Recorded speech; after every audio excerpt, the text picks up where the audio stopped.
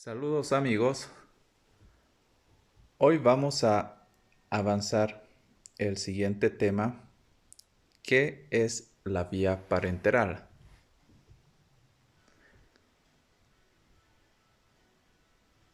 El término parenteral hace referencia a la administración de medicamentos por medio de una inyección. La vía parenteral se emplea básicamente cuando los medicamentos a utilizar no pueden ser administrados por otras vías y también cuando se requiere un efecto terapéutico rápido y preciso.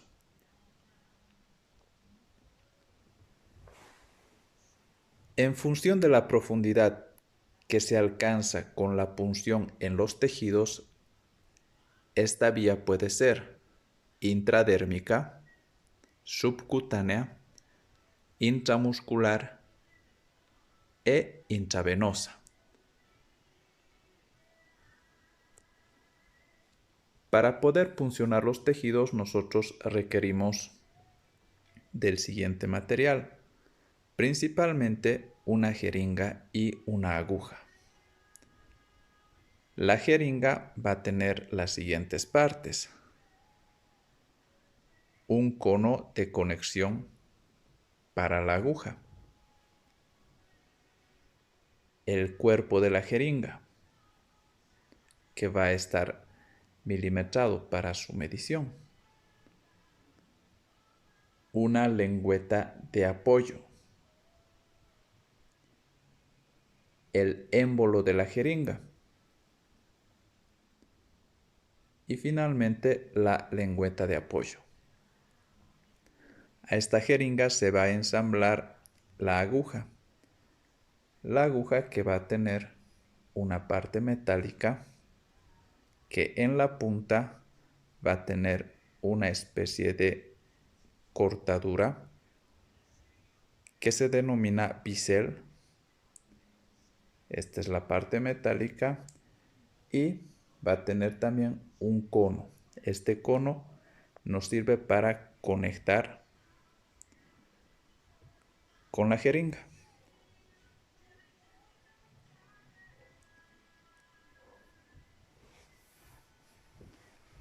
Las agujas van a tener diferente longitud y calibre. También va a existir cierta variación en el bisel. Todo esto va a variar en relación al tipo de vía que se quiera utilizar. Para la vía intradérmica se va a requerir unas agujas de una longitud de 9.5 a 16 milímetros, con un calibre de aguja 25 o 26G y un bisel corto. Y así sucesivamente tenemos los diferentes tipos de agujas para las diferentes vías de administración.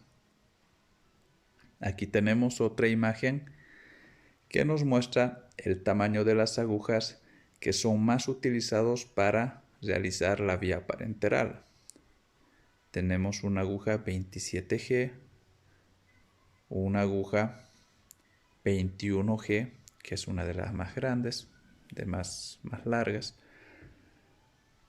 Bien, en relación a las ventajas de la administración de la vía parenteral, vamos a hablar de que la vía parenteral tiene la ventaja de una rápida absorción de fármacos, variedad de volúmenes muy diferentes de administración. Las dosis van a ser más exactas y los resultados y efectos son más fáciles de evaluar que con otras formas o vías de administración. En relación a las desventajas de la vía parenteral, es que se requiere una formación específica para realizar la administración por esta vía. se requiere de cierta preparación y capacitación del personal. Es necesario también utilizar materiales específicos para poder tener acceso a esta vía. Existe mayor riesgo de infección, dolor. Cuando existe una reacción adversa al medicamento o si nos equivocamos de fármaco, vamos a tener una menor capacidad de reacción, ya que va a ser imposible recuperar el fármaco ya administrado. Solo pueden administrarse fármacos solubles mediante vía parenteral.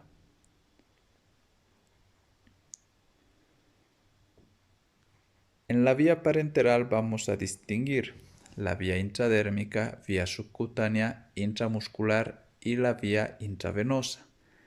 Dentro los usos más frecuentes de estas vías son los siguientes. La vía intradérmica nos permite realizar la prueba de Mantoux o también para la vacunación de tuberculosis. Nos sirve también para realizar pruebas cutáneas, es decir, para probar reacciones alérgicas. También para anestésicos locales. La vía subcutánea nos permite, mediante esta vía, inyectar insulina, heparina, también algunas vacunas y otros fármacos, como ser el salbutamol, la adrenalina, analgésicos opioides, etc. La vía intramuscular también nos sirve para poder aplicar mediante esta vía vacunas. También otros fármacos, como ser analgésicos, antiinflamatorios, antibióticos, corticoides, etc. Y la vía intravenosa, dentro del uso más frecuente, está la medicación de urgencia, como por ejemplo, aplicación de adrenalina, atropina, naloxona y también múltiples fármacos que se pueden diluir en el suero.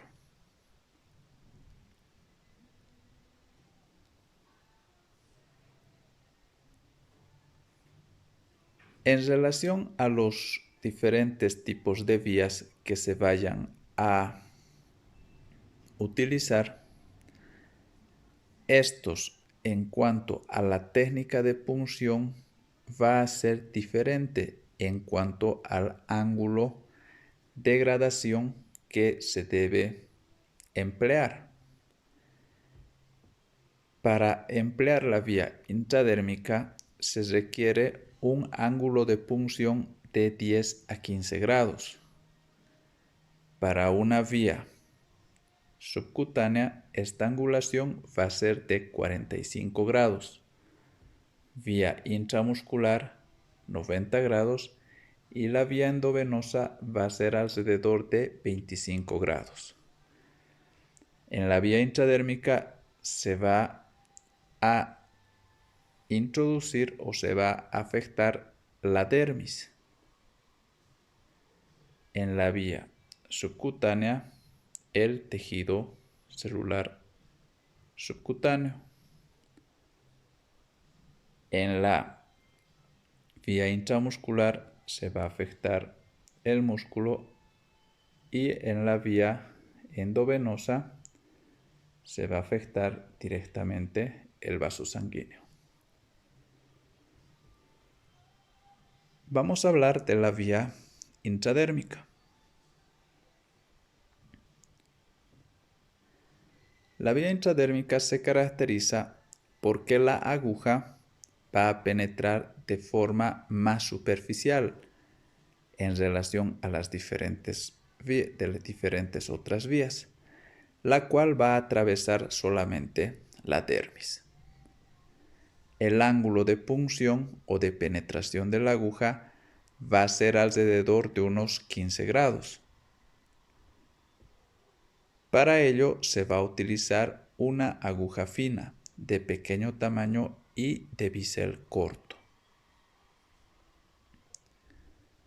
Tenemos una imagen en la cual vemos aquí el ángulo de punción, que es alrededor de unos 15 grados. Aquí también. Y vemos que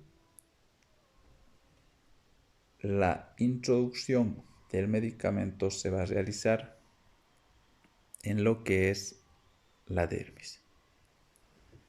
Aquí tenemos otra imagen, lo mismo, el ángulo de punción, que es 15 grados, alrededor de 15 grados, y que se va a afectar la dermis.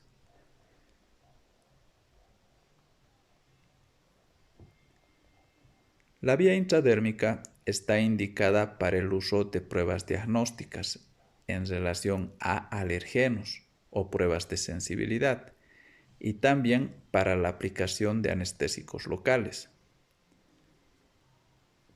Los lugares de aplicación de la vía intradérmica son zonas con poco vello y poca pigmentación, tales como ser la cara anterior del antebrazo, la región subescapular y supraescapular, así también como la cara anterior y superior del tórax, por debajo de las clavículas. Aquí tenemos los diferentes sitios de punción en la vía intradérmica. Nuevamente otra imagen para poder apreciar los sitios más frecuentes de punción mediante esta vía. En relación a las desventajas de la vía intradérmica, podemos mencionar de que solo permite administrar pequeñas cantidades de medicamentos, entre 0,5 y 2 mililitros, y es una técnica adicionalmente dolorosa. No permite la administración de sustancias irritantes que puedan producir dolor intenso y distensión de los tejidos. Esa en cuanto a otra de las desventajas de la vía intradérmica. Ya para realizar la técnica de punción de una vía intradérmica, vamos a señalar lo siguiente. Primero, debemos informar al paciente acerca del procedimiento y solicitar su consentimiento. Una vez realizado aquello, procedemos a lavarnos las manos y a la preparación del material necesario para aplicar inyección mediante vía intradérmica. Realizamos posteriormente un calzado de guantes y la antisepsia del sitio de punción.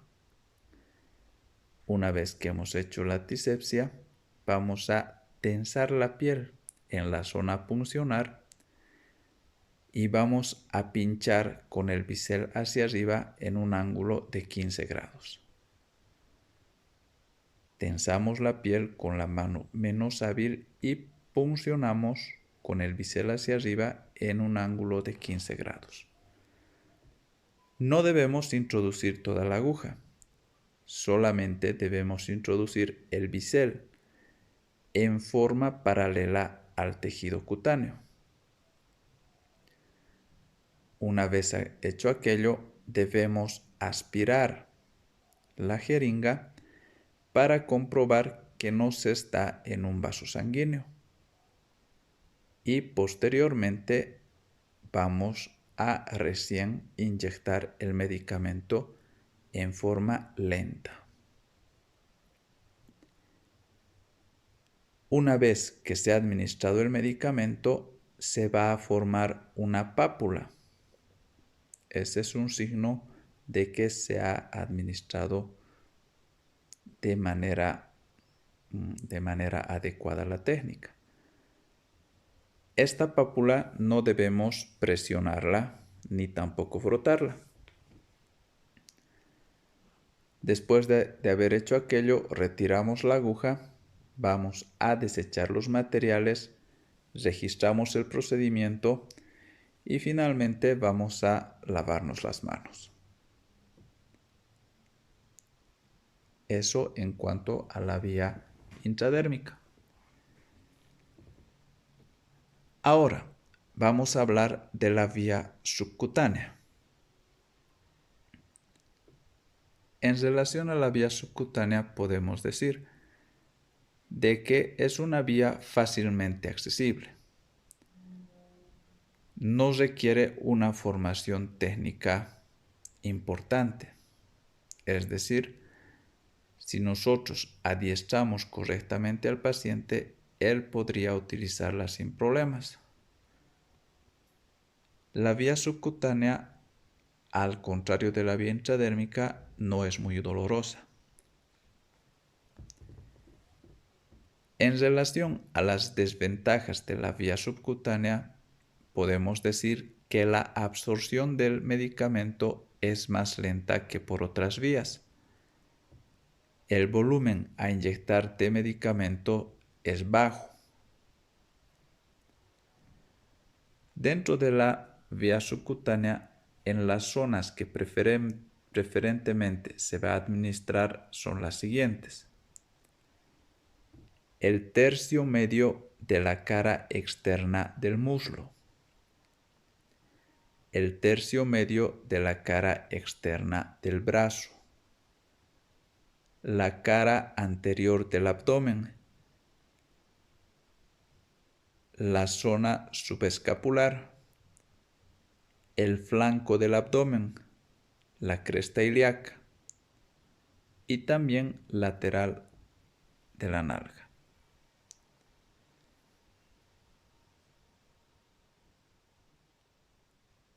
En resumen, podemos decir de que en relación a la vía subcutánea, la aplicación de un medicamento o sustancia por esta vía va a introducirse en lo que es el tejido subcutáneo, adiposo o graso. Su absorción es más lenta en relación a las demás vías. Al poseer menos receptores nerviosos que la piel, cuando la aguja está en el lugar de punción, en el sitio, la inyección es relativamente indolora. El volumen máximo de líquido que puede inyectarse por esta vía es de aproximadamente 1.5 a 2 mililitros. La jeringa que normalmente se emplea para la aplicación de esta vía es la de 1 mililitro o 2 mililitros. Las agujas a emplear son agujas calibre 25 y 27G con bisel medio.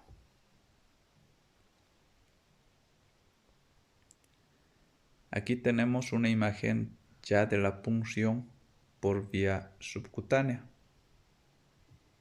Vemos el ángulo de 45 grados y la introducción de la aguja hasta el tejido celular subcutáneo, atravesando la epidermis, la dermis y llegando hasta el tejido celular subcutáneo. Sitios de punción en relación a la vía subcutánea. Aquí tenemos lo mismo. Ya en la técnica para la aplicación de una inyección por vía subcutánea, primero debemos informar al paciente acerca del procedimiento y pedir su consentimiento. Una vez hecho aquello, procedemos al lavado de manos y a la preparación del material. Después nos calzamos los guantes y realizamos la antisepsia del área de punción. Con la mano no dominante vamos a tomar mediante un pellizco la zona que pretendemos puncionar y con la mano dominante vamos a coger la jeringuilla con la aguja ya incorporada. Y para puncionar vamos a verificar que el bisel esté hacia arriba y vamos a introducir la aguja en un ángulo de 45 grados. Antes de inyectar la medicación no debemos olvidarnos aspirar para comprobar que no estemos en un vaso sanguíneo. En caso de al aspirar nosotros percatarnos de la introducción de sangre a la jeringa, entonces debemos redireccionar la aguja para poder pinchar en otra zona y poder introducir el medicamento. Obviamente, nuevamente debemos realizar una aspiración previa para verificar que no estemos en un vaso sanguíneo. Por último, vamos a soltar el pliegue y vamos a inyectar el medicamento. Una vez que terminemos de inyectar el medicamento, vamos a retirar el material, lo vamos a desechar de manera correcta, vamos a registrar el procedimiento y finalmente vamos a terminar con el mismo lavándonos las manos. Este es un ejemplo de aplicación de la vía subcutánea mediante la inyección de insulina. Y aquí tenemos otro ejemplo de la aplicación de la vía subcutánea, esta vez para la aplicación de la vacuna antisarampión.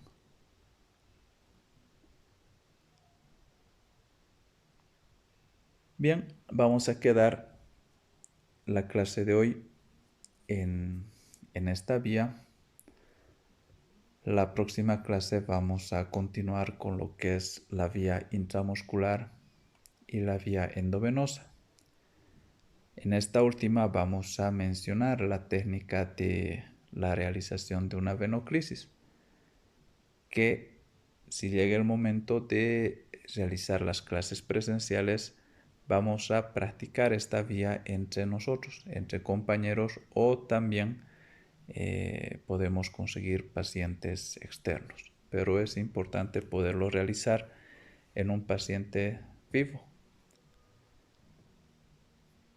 Para poder tener una mejor idea de la técnica en relación a la vía intradérmica y vía subcutánea, nos vamos a apoyar con un par de videos que nos van a mostrar cómo se realiza la técnica en cuanto a la aplicación de la vía intradérmica intradérmica y vía subcutánea. Eso es todo en la clase de hoy. Me despido y muchas gracias por su atención.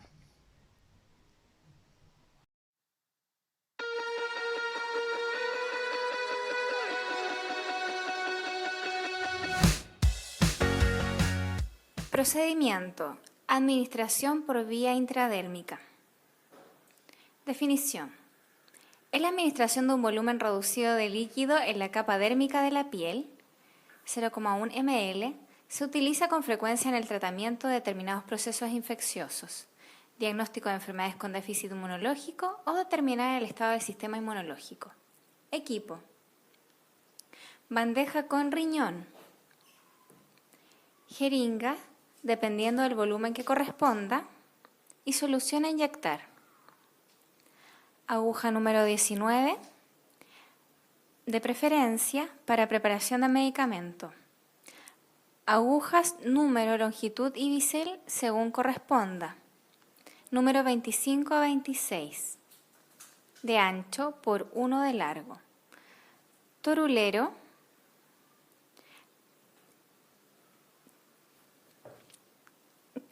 carpeta de indicación médica, medicamento indicado. Solución antiséptica, alcohol al 70%. Depósito para desechos, depósito para cortopunzante, pinza Kocher. Reunir el equipo.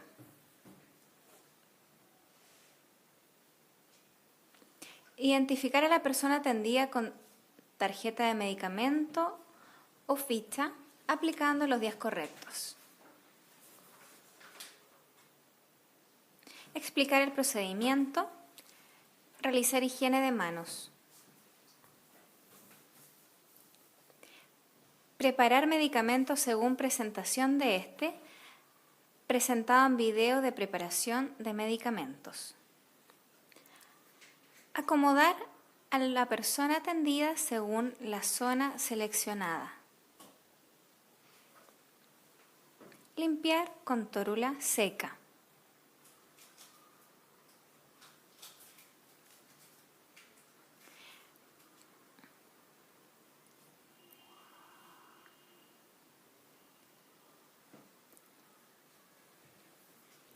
Tomar jeringa.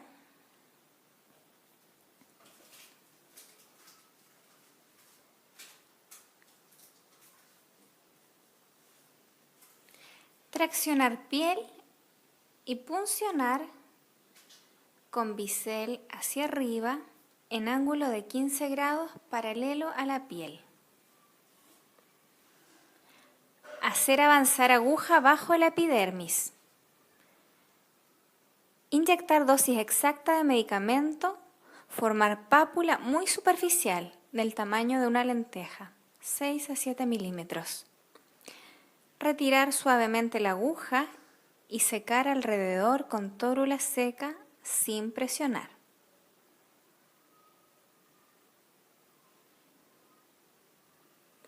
Dejar cómodo a la persona atendida. Retirar el equipo de la unidad y eliminar material cortopunzante según normativa. Realizar higiene de manos.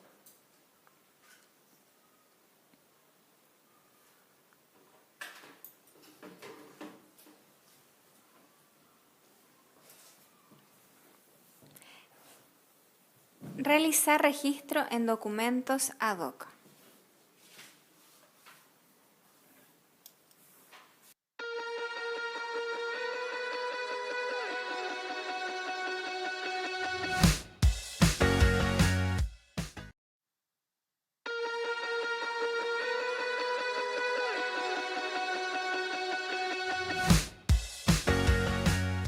Procedimiento: administración de medicamentos por vía subcutánea.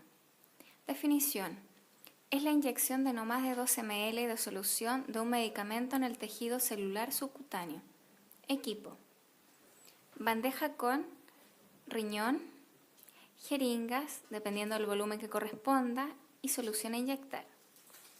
Aguja número 19 de preferencia para preparación de medicamento.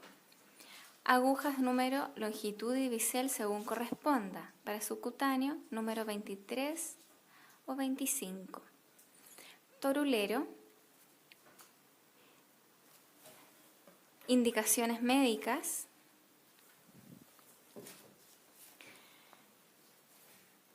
Medicamento indicado.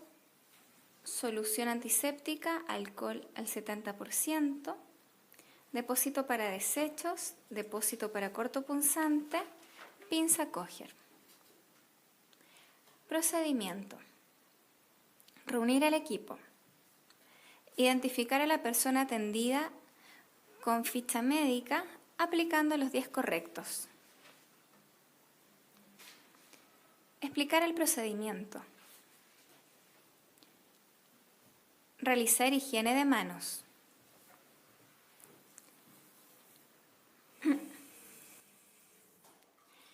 Preparar medicamentos según presentación de este.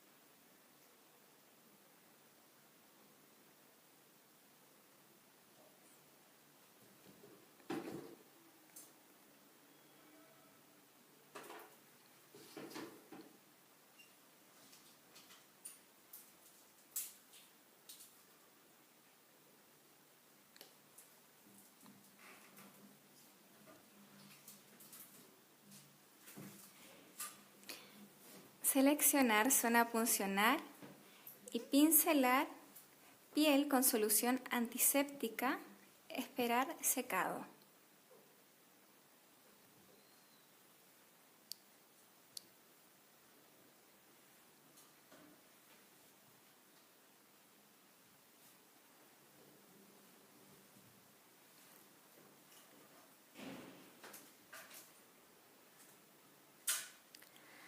Hacer pliegue con la mano de 2,5 centímetros en sitio de punción e insertar aguja en ángulo de 45 o 90 grados según largo de la aguja y volumen de tejido graso.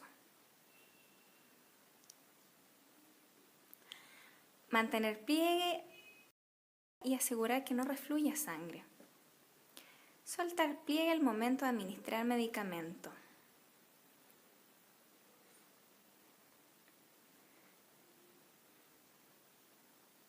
Retirar aguja con movimiento rápido y colocar tórula seca.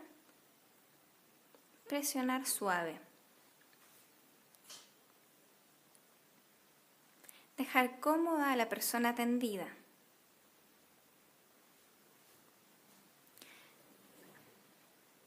Retirar el equipo de la unidad. Eliminar material corto punzante según normativa.